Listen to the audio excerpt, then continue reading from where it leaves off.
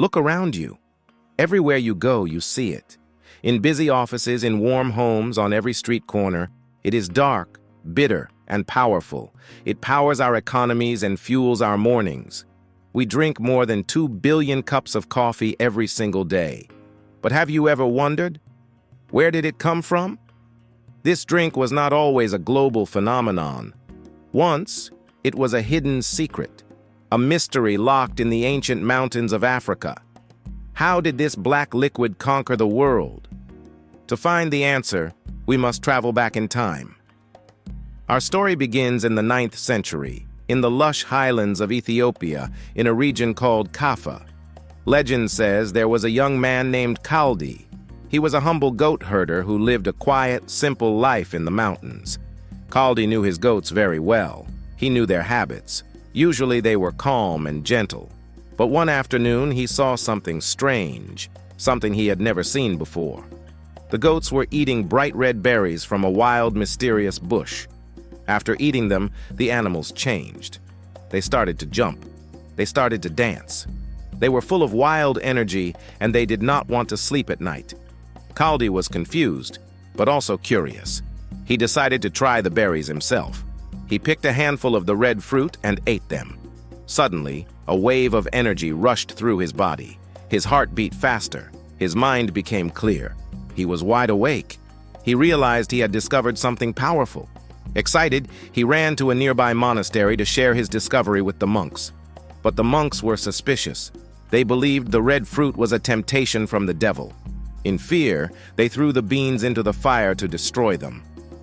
But as the beans burned, something magical happened. A rich, aromatic smoke filled the room. It was the smell of the very first roasted coffee. The story did not stop in Africa. The coffee beans began a journey across the Red Sea. They arrived in the bustling port of Mocha, in Yemen. For centuries, this port was the only place in the world where you could buy coffee. By the 15th century, the drink found a new home among the Sufi monks of Yemen. They called it kahwa, which poetically meant wine. But unlike alcohol, which clouds the mind, this black wine sharpened it. The monks drank it during their long, mystical night ceremonies. The caffeine helped them stay awake, chanting and praying until the sun came up. But they didn't just drink it plain. In these early days, the preparation was an art. They boiled the coffee with spices like cardamom, cinnamon, and cloves. It was thick, dark, and intensely aromatic. Soon, coffee moved from the holy mosques to the busy streets. In cities like Cairo, Mecca, and Constantinople, a completely new type of social building appeared: the coffee house, or cave canes. These were not just places to grab a quick drink. They were luxurious places to relax. People sat on soft carpets, smoked hookahs, played chess, and listened to music and poetry. But most importantly, they talked. They discussed the news, criticized the government, and shared new ideas. Because of these intelligent conversations, coffee houses earned a famous nickname: the schools of the wise. It was said that you could learn more in a coffee house in one day than in a university in 1 month. However, not everyone was happy. In 1511, the governor of Mecca saw people drinking coffee and became suspicious. He thought these gatherings were dangerous for his power. He declared that coffee was haram, forbidden by religion. He ordered his soldiers to burn the coffee stalks and beat anyone caught drinking it. But it was useless. The people loved their dark drink too much. The Sultan of Cairo eventually overturned the ban, declaring that coffee was a gift from God. The revolution had truly begun. By the early 17th century, the dark beans finally arrived in Europe. Venetian merchants brought them from the east to the foggy streets of Venice. But the reception was not warm. You have to understand, at this time, Europeans mostly drank beer and wine, even for breakfast. When they saw this hot, black, bitter liquid, they were terrified. It looked like crude oil. Local priests were especially suspicious. They called coffee the bitter invention of Satan because it came from the Islamic lands. They warned the people that drinking it would trap their souls. The panic was real. The controversy grew so loud that advisors asked Pope Clement VIII to intervene. They demanded he ban the drink immediately. The Pope was a curious man. He asked to taste it first. He took a warm cup, smelled the aroma, and took a slow sip. He smiled. He famously said, "This devil's drink is so delicious. It would be a pity to let the infidels have exclusive use of it." He baptized the coffee beans, making it a Christian drink. With the Pope's blessing, coffee conquered the continent. London became the capital of coffee. By 1675, there were more than 3,000 coffee houses in England alone. They were known as penny universities. Why? Because for the price of 1 penny, you could buy a cup of coffee and sit for hours. You could listen to the smartest scientists, writers, and businessmen of the time. In fact, Isaac Newton and the founders of the Royal Society shared their ideas over coffee, not beer. But not everyone was happy. While men spent all day in coffee houses discussing politics, their wives were left at home.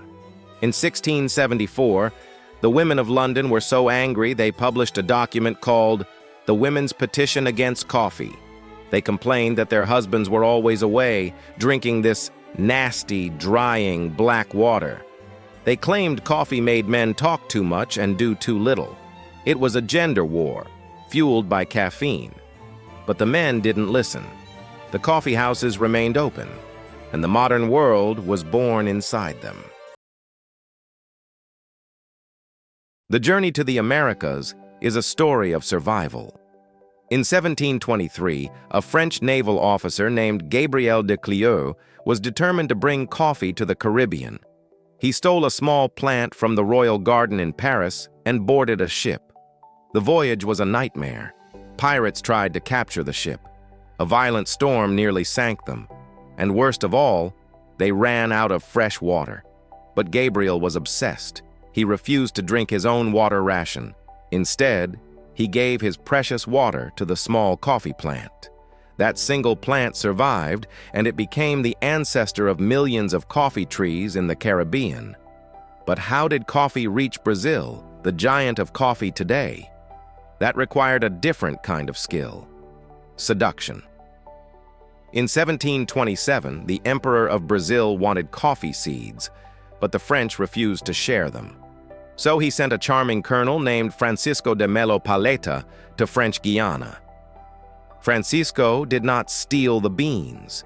Instead, he charmed the governor's wife.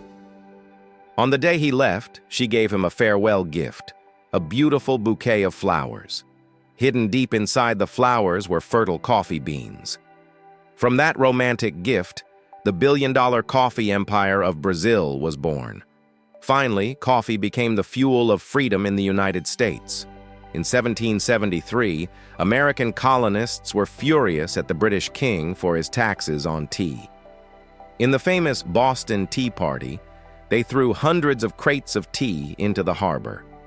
Overnight, drinking tea became an act of treason. To be a true patriot, you had to drink coffee. Coffee became the symbol of independence and democracy. Today, we drink it to wake up, to work, and to connect. From a dancing goat in Ethiopia, to the monks of Yemen, to a bouquet of flowers in Brazil, and finally, to the cup in your hand.